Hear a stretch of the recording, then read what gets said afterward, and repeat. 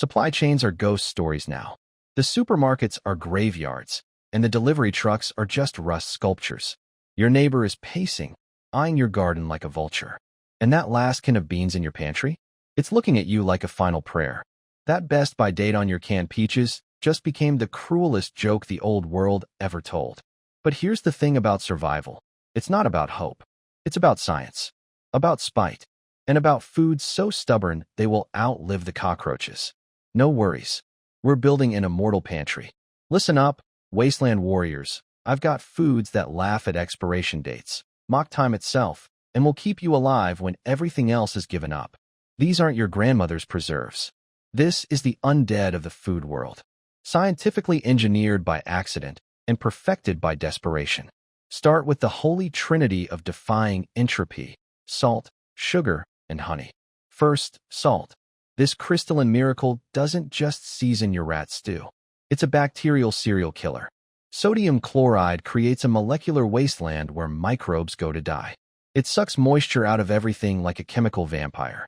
Store it in anything airtight. Mason jars, plastic containers.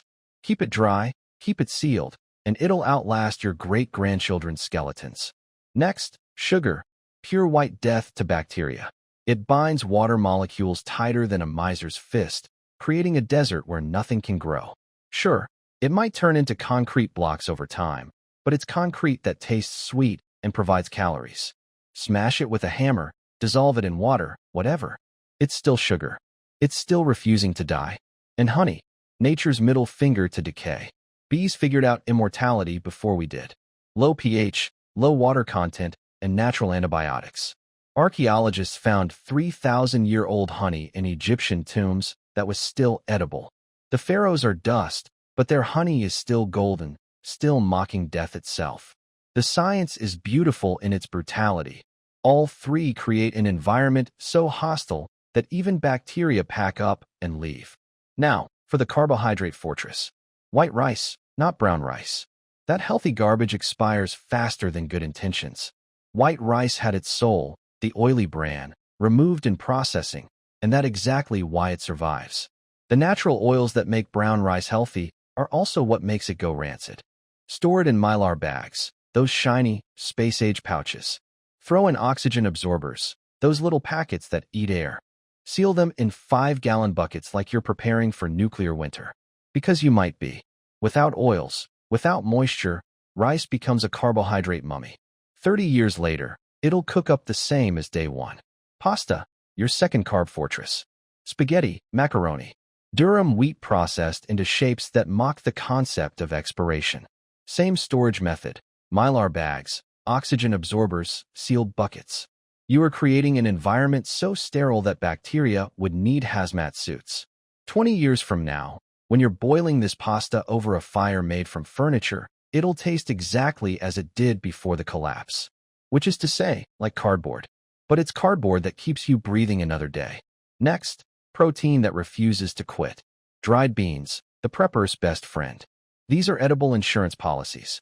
We're talking kidney beans, black beans, pinto beans, beans that look like tiny rocks, and, let's be honest, taste about the same. But these are rocks that provide protein, fiber, and the sheer will to live another day. Find the driest, hardest ones that sound like gravel when you shake them. Storage protocol is the same. Mylar, oxygen absorbers, sealed buckets. You are creating a tomb so perfect that even time gets confused and leaves it alone.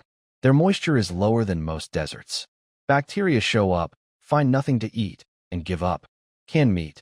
Chicken, beef, pork, or that mystery meat that might have been an animal once. The canning process is basically food mummification. Look for cans without dents, bulges, or that ominous hissing sound. That means botulism is throwing a party inside. Your nose is your best friend. If it smells like death, it is death. High heat kills everything that wants to kill you. Airtight seals keep new threats out. Your can opener isn't just a tool. It's a key. A key to another day, another meal, another sunrise. Finally, vitamins, breakfast, and eternal chemicals. Canned fruits and veggies. Vitamins and armor. This is for when your body is threatening to get scurvy. Peaches, corn, green beans. Those best by dates? They were just gentle suggestions from a world that collapsed. Trust the science. Yeah, the texture might be mushy, the color questionable, but vitamins are vitamins, and scurvy is still scurvy. Rolled oats, the breakfast of the apocalypse. Older than your grandparents' marriage and twice as reliable. They are edible cardboard that provides sustained energy and, more importantly, the illusion of civilization. Store them like rice. Powdered milk, dairy's ghost. Let's be clear, it's not milk.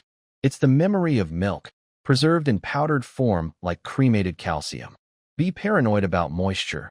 One drop of water, and your milk powder becomes milk concrete. 20 years from now, it'll taste like disappointment with a side of calcium. But your bones will thank you. Vinegar, the acid that never dies. Acetic acid doesn't just preserve food. It is preservation. Its pH, around 2.4, is so low that bacteria look at it and file for unemployment. It can dissolve a penny. Store it in glass, because plastic might dissolve before the vinegar does. And baking soda, the alkaline survivor. It doesn't just survive. It actively fights decay, odors, and the general concept of things going bad. It's pure chemistry in a box. And chemistry doesn't expire. It just waits for you to need it. See, the science is simple. You remove the water. You remove the oxygen. You remove all hope for microorganisms. What you're left with is food that's more stubborn than you are, more persistent than cockroaches, and a hell of a lot more reliable than any government promise. You're not just stockpiling food. You're stockpiling time. You're building a fortress against oblivion. This isn't about hoping you'll survive. This is about ensuring you will. Now you know.